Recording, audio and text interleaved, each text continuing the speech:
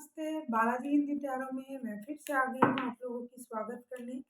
मैं फिर से लेके आई हूँ एक जनरल मंथली रीडिंग जिसमें हम देखेंगे आपकी पास्ट की एनर्जी, प्रेजेंट एंड फ्यूचर की एनर्जी और गाइडेंस लेंगे बाद में और देखेंगे आपकी ओवरऑल एनर्जी इस मंथ के लिए क्या रहने वाला है। ये रीडिंग होगी मार्च के महीने के लिए। पूरे मार्च के महीने में आपका ओवरऑल एनर्जी कैसा रहेगा, पास्ट की, प्रेजेंट की और फ्यूचर की एनर्जी कैसे रहने वाला है। ये जनरल रीडिंग होगी तो हर बात हर किसके साथ तो रेजोनेट नहीं करेगा, ये आप लोगों को पता ही है। जितना आपके साथ रेजोनेट करता है उतना रखिएगा, बाकी को छोड़ दीजिएगा। हो सकता है बाकी रीडिंग किसी और से रेजोनेट कर जाए। अगर आप सन साइन, मून साइन, किसी भी साइन से अगर आप सजिटेरियस हो यानी धनुराशि हो तो ये रीडिंग आपके लिए होगी। और आप लोगों से हमेशा की तरह रिक्वेस्ट रहेगा, अगर आपको रीडिंग अच्छी लगे तो चैनल को जरूर सब्सक्राइब कीजिएगा, लाइक कीजिएगा, शेयर कीजिएगा एंड कमेंट कीजिएगा। तो चलिए शुरू करते हैं आज की रीडिंग सजिटेरियस। देखते हैं इस महीने की यानी मार्च महीने की आपका ओवरऑल एनर्जी क्या रहने वाला है।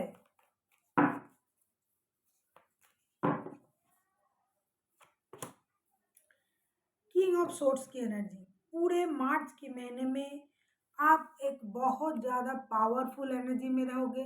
आप अपने आप को ज़्यादा प्रायोरिटी दोगे, आपको जो अच्छा लगता है आप वही करोगे। हालांकि आप किसी के बुरा नहीं चाहोगे, लेकिन अगर कोई आपसे उलझता है तो आप उसको छोड़ोगे भी नहीं और अपने स्टेबिलिटी पर ध्यान दोगे, अपनी काबिलियत पर ध्यान दोगे। आप अपनी पावर में रहोगे, अपनी पोजीशन में रहोगे, खुद से प्यार करोगे, खुद को जो अच्छा लगता है वही करोगे, जो आपको अच्छा लगता है उन्हें आपके साथ रखोगे, जो आपके काम के नहीं है उसको आप अपने से अलग कर दोगे। ओवरऑल अगर मैं कहूँ पूरे मार्च के महीने में आपका जो एनर्जी रहेगा बहुत ही पॉजिटिव और बहुत ही पावरफुल एनर्जी रहेगा। कोई आपसे बात करने से पहले मतलब अगर कोई उल्टी सीधी बात करना चाहे तो 2 बार ज़रूर सोचेगा। बहुत ही पॉजिटिव एनर्जी, बहुत ही अच्छी एनर्जी, बहुत ही पावरफुल एनर्जी रहेगी। अब देखते हैं आपकी पास्ट की एनर्जी कैसी थी। पास्ट में आपका जो एनर्जी था वो कैसा था, फिर देखेंगे प्रेजेंट में आपकी एनर्जी कैसी थी। कार्ड उछल उछल के आ रहा है। पास्ट की आपकी एनर्जी देख लेते हैं कैसा था।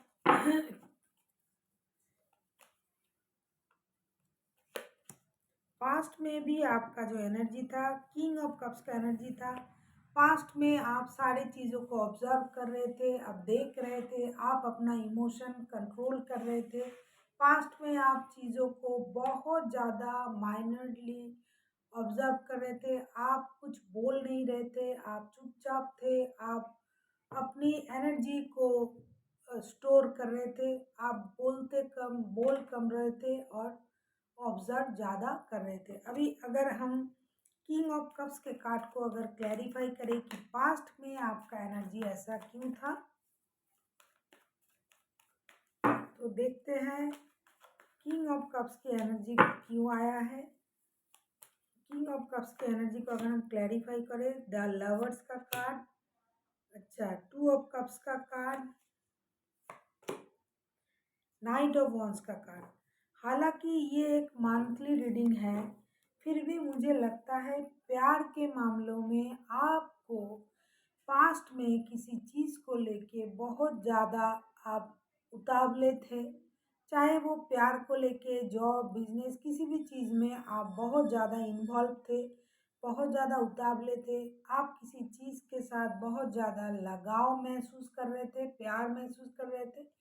ये लव रीडिंग ना होते हुए भी मुझे लव की बात करना पड़ रहा है, क्योंकि ये मंथली रीडिंग है तो लव इसमें आ भी जाता है। तो किसी चीज़ को लेके आपने बहुत एक जल्दबाजी में आके, एक बहुत ज़्यादा इमोशन में आके, जल्दबाजी में आके आपने किसी चीज़ की डिसीजन ली होगी पास्ट में।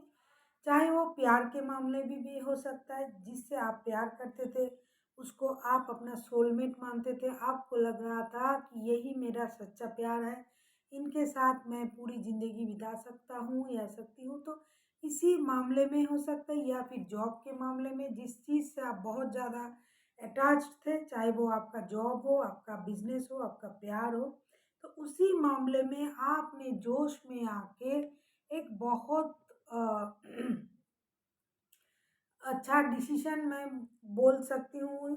बाद में देखेंगे डिसीजन अच्छा था या बुरा था, कार्ड आते-आते देखेंगे। तो आपने किसी चीज़ में अपना इमोशन जिसमें आपका जुड़ा हुआ था, ऐसी किसी चीज़ में आपने एक डिसीजन लिया होगा पास्ट में, जिसको लेके आप इमोशनली बहुत ज़्यादा अटैच थे उस चीज़ में। हो सकता है आप उसके प्रति बहुत ज़्यादा अट्रैक्शन फ़ील करते थे। वो प्यार के मामले में भी हो सकता है, जॉब, बिज़नेस किसी भी मामले में आप उस चीज़ के प्रति बहुत ज़्यादा अट्रैक्टेड थे। आपको लगता था ये चीज़ मेरे दिल के बहुत करीब है, चाहे वो प्यार के मामले में ही हो सकता है। तो आपने पास्ट में कोई ऐसा डिसीज़न लिया था, जिसके कारण मुझे लगता है पास्ट की जो आपकी एनर्जी थी, आप अपने प्यार को या फिर अपनी इमोशन को आपने होल्ड कर लिया था क्योंकि जल्दबाजी में आप आके किसी चीज़ की डिसीजन आपने लिया था। अभी देखते हैं प्रेजेंट में आपकी एनर्जी कैसी है। प्रेजेंट में आपकी एनर्जी कैसी है। एस ऑफ कप्स की एनर्जी है। प्रेजेंट में भी आप बहुत ज़्यादा प्यार फील कर रहे हो। प्रेजेंट में जो है, पास्ट में जैसे आप अपनी एनर्जी को स्टोर कर रहे थे, लेकिन प्रेजेंट में आपका जो एनर्जी है वो एस ऑफ कप्स का एनर्जी है। आपका प्यार, आपका इमोशन जो है बाहर आ रहा है। जैसे आप पास्ट में इमोशन को होल्ड कर रहे थे, हाइड कर रहे थे, लेकिन प्रेजेंट में आपसे वो बन नहीं रहा है। आप अपना इमोशन सबको दिखा रहे हो, आपका प्यार, आपका इमोशन सबको दिख रहा है। अभी देखते हैं प्रेजेंट में एस ऑफ कप्स क्यों आया है। अगर हम प्रेजेंट में एस ऑफ कप्स को क्लैरिफाई करें तो क्या आता है, देखते हैं प्रेजेंट में एस ऑफ कप्स क्यों आया है। 3 ऑफ वंस का कार्ड, 6 ऑफ कॉइन्स का कार्ड एंड 7 ऑफ सोर्स का कार्ड। इसीलिए आपका इमोशन बाहर आ रहा है। प्रेजेंट में आप बहुत ज़्यादा इमोशनल हो क्योंकि आप किसी चीज़ को लेके, जैसे मैंने पहले ही बताया कि आपने किसी चीज़ का डिसीजन लिया था, चाहे वो प्यार के मामले में हो, जॉब, रिश्ता, बिजनेस, किसी भी चीज़ में आपने एक डिसीजन लिया था। जो चीज़ की डिसीजन आपने पास्ट में लिया था वो आपके दिल की बहुत करीब था, चाहे वो रिश्ता था, जॉब था, प्यार था, कुछ भी। लेकिन प्रेजेंट में आपका जो एनर्जी है, आप उस प्यार को, उस चीज़ को, उस इमोशन को बाहर निकाल रहे हो क्योंकि प्रेजेंट में मुझे लगता है आपने जिस चीज़ की डिसीजन लिया था, आपने उस चीज़ की जो सच्चाई है वो आपके सामने आ गया है। अगर आपने किसी चीज़ का डिसीजन लिया था जो आपके पास जिस चीज़ की क्लैरिटी नहीं थी, तो प्रेजेंट में उस चीज़ की क्लैरिटी आपके पास आ गया है और आप उस चीज़ को अभी बैलेंस करना चाहते हो। अगर आपके पास और भी ऑप्शन है तो भी आप जो चीज़, जो ऑप्शन आपके लिए हितकारक है, आप उसके बारे में सोचोगे। हो सकता है आप बाहर रहते हो या फिर आप देश से बाहर जाने के लिए सोच रहे थे या फिर जॉब को लेके आप कोई डिसीजन लेना चाहते थे। अगर आप पहले बाहर रहते थे जॉब के सिलसिले में, तो अभी आप घर लौटना चाहते हो, या फिर अगर आप बाहर रह रहे थे काम के सिलसिले में, प्यार, परिवार सब कुछ छोड़ के, तो अभी आप देश के हित में, मतलब घर लौटने के लिए सोच रहे हो क्योंकि आपके पास सारी चीज़ों की सच्चाई आ गया है। जो आप पहले नहीं जानते थे अभी वो चीज़ आपको पता चल गया है। तो इस तरह की कोई घटना प्रेजेंट में मुझे लगता है आपके साथ हो रहा है या फिर होने वाला है, जिसके कारण आपका जो इमोशन है वो बाहर निकल रहा है। आप खुद को कंट्रोल नहीं कर पा रहे हो क्योंकि प्रेजेंट में आप चीज़ों को बैलेंस करना चाहते हो। हो सकता है आपके पास और भी ऑप्शन है, लेकिन आप उस चीज़ के बारे में ज़्यादा सोच रहे हो जो आपके दिल के करीब है। और इसी चलते आपका जो इमोशन है वो बाहर आ रहा है। अभी देखते हैं फ्यूचर में आपका एनर्जी कैसे रहने वाला है। फ्यूचर में आपका एनर्जी कैसे रहने वाला है।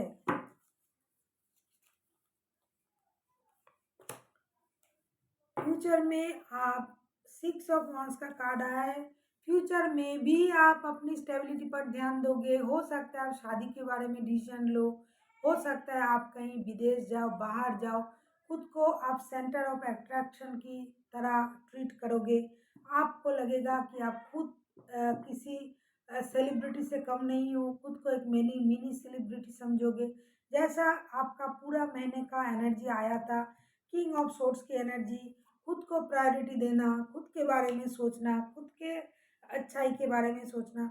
अभी आप अपने स्टेबिलिटी, अपनी पावर, अपना पोजीशन सब कुछ आप होल्ड करोगे और आपको आप सेंटर ऑफ अट्रैक्शन बने रहने की कोशिश करोगे। हो सकता है आप बहुत दूर थे, अभी आप देश में लौटने की सोचोगे, या फिर आप किसी के साथ अगर रिश्ते में हो तो वो बाहर रहता है तो आप उसको देश में लाने की सोचोगे, या फिर आप जाना चाहोगे। कुछ भी ऐसा आप करोगे जिससे आप खुद एक सेंटर ऑफ अट्रैक्शन बन जाओ, खुद को प्रायोरिटी दोगे, आपके प्रति लोगों की अट्रैक्शन बढ़ेगी फ्यूचर में। अभी देखते हैं, अगर हम 6 ऑफ वांड्स के कार्ड को क्लैरिफाई करें तो देखते हैं 6 ऑफ वांड्स का कार्ड क्यों आया है। 6 ऑफ वांड्स क्यों आया है। S of wands, 5 of swords and 7 of pentacles.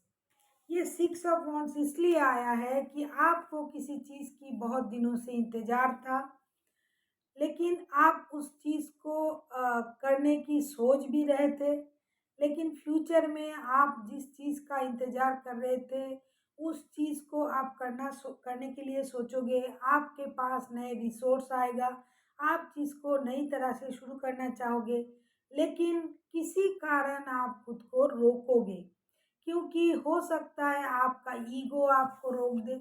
क्योंकि ये जो कार्ड है ये बहुत सेल्फ सेंटर्ड इंसान के बारे में हम बोल सकते हैं। तो आप किसी चीज़ की वेट कर रहे थे, आप वेट करोगे, उस चीज़ की नई शुरुआत अब करना चाहोगे। आपका ईगो आपको रोक रहा है, आपका ईगो आपको जाने नहीं दे रहा है उस काम को करने में। फ्यूचर में आपकी जो एनर्जी रहेगी वो आपको अपना ईगो से बाहर आके जिस चीज़ की इंतज़ार आप बहुत दिनों से कर रहे थे, उस चीज़ की नई शुरुआत आपको करनी पड़ेगी। चाहे वो पैसों के मामले में हो, रिश्ते के मामले में हो, किसी भी मामले में अगर आप रुके हुए थे, आप सोच रहे थे, आप डिसीजन नहीं ले पा रहे थे, आप वक़्त की इंतज़ार कर रहे थे, कब वक़्त सही हो जाए तब जाके मैं इस चीज़ का डिसीजन लूँ। तो आपका जो ईगो है वो आपको रोक रहा था, आप ईगो क्लैश में चल रहे थे, इसीलिए आप उस चीज़ को कर नहीं पा रहे थे। लेकिन फ्यूचर में जाके आप उस चीज़ को ज़रूर करोगे, किसी चीज़ की नई शुरुआत करोगे, चाहे वो प्यार हो, रिश्ता हो, जॉब हो, बिज़नेस हो, विदेश जाना हो, देश में हो, किसी भी टीम वर्क करना पड़े किसी के साथ, पैसों को लेके, बिज़नेस को लेके जो आपको रोक रहा था, फ्यूचर में जो आपको रोक रहा है आपका ईगो, लेकिन आप उस ईगो से बाहर निकल के अपनी स्टेबिलिटी पर आप काम करोगे। आप शादी के बारे में सोचोगे, हो सकता है रिश्ते के बारे में सोचोगे, हो सकता है विदेश जाने के लिए सोचो। अगर विदेश जाने में आपको किसी की मदद लेनी पड़े तो ले सकते हो। ओवरऑल मैं कह सकती हूँ कि आप सेंटर ऑफ अट्रैक्शन बनने के लिए आप जो कुछ करना है फ्यूचर में वो करोगे, लेकिन फ्यूचर में ये आपको जो रोक रहा था अंदर से आपका ईगो, तो आप उस ईगो को छोड़ के आप आगे बढ़ोगे। अब देखते हैं यूनिवर्स जी आप लोगों से क्या गाइड करना चाहते हैं, आपको क्या बोलना चाहते हैं।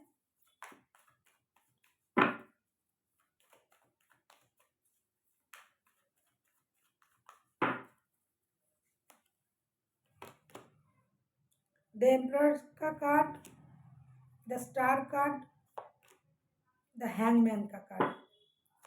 यूनिवर्स जी आपसे यही कह रहा है कि खुद को हील कीजिए, चीज़ों को दूसरी नज़रिए से देखिए और खुद पर काम कीजिए, खुद को प्रायोरिटी दीजिए। जैसा कार्ड पहले ही आया था ओवरऑल मंथ की जो आपकी एनर्जी है, किंग ऑफ सोर्ड्स का एनर्जी, तो यूनिवर्स जी भी आपसे यही बोल रहा है कि आप खुद को प्रायोरिटी दीजिए, खुद को हील कीजिए, योगा कीजिए, मेडिटेशन कीजिए। अगर आप परेशान हो किसी भी चीज़ को लेके तो इतनी परेशानी तो नहीं है।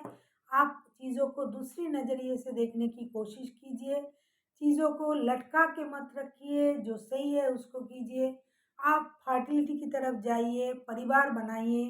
अगर बच्चा चाहते हो तो उसके लिए कोशिश कीजिए। खुद को अगर किंग या क्वीन की तरह ट्रीट करना चाहते हो तो वो कीजिए। जो भी कीजिए बहुत सोच समझ के मेहनत से कीजिए और चीज़ों को एक अलग नज़रिए से देखने की कोशिश कीजिए। जैसा एक गति जा रहा था चीज़ों की, उसको अगर आप पलट के देखो, एक अलग नज़रिए से देखो, तो जो आप चाहो वो कर सकते हो। सिर्फ अपने सोच को बदलना पड़ेगा, खुद को हील करना पड़ेगा, पेशेंसली चीज़ों को हैंडल करना पड़ेगा। जल्दबाजी मत कीजिए, चीज़ों को दूसरी नज़रिए से देखिए और अपने आप को प्रायोरिटी दीजिए, अपने परिवार को प्रायोरिटी दीजिए, खुद को प्रायोरिटी दीजिए। क्या आपको अच्छा लगता है, क्या नहीं लगता है, सिर्फ उसके बारे में सोचिए। जैसा कि कार्ड भी आया था आपका एनर्जी वैसा ही रहेगा। यूनिवर्स जी भी आपसे यही बोल रहा है, फालतू के बातों से बाहर रहिए, बेकार की बात मत कीजिए। जिससे बात करके, जिस चीज़ों को याद करके, जिस लोगों से बात करके आपका एनर्जी डल होता है, ख़त्म होता है, उस सारी चीज़ों को अपने से बाहर निकालिए। ओनली ऑफ खुद पर, सिर्फ अपने आप पर ध्यान दीजिए। So thank you for watching.